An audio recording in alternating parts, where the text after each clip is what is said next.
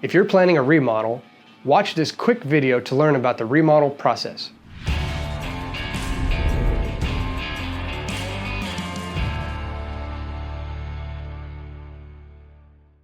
Hi, I'm Jack Meyer with Angelo Design Build. Let's take a quick walk through the remodel process.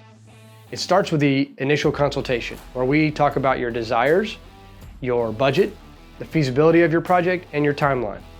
From there, we move to the design phase, which starts with schematic design, then we do some preliminary pricing, and end finally with a final design and scope.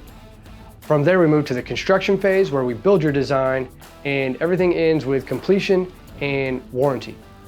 As a design build firm, we guide you through every step of the design and construction phases. If you choose to hire an architect or interior designer separately, it's still crucial that you involve a builder early in the design phase.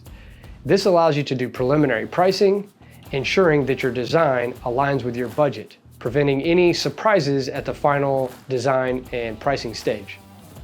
Remodeling can seem overwhelming, but we guide you through every step. It's faster than you think, and you'll soon be enjoying your newly remodeled home. Find more resources on our website and our YouTube channel.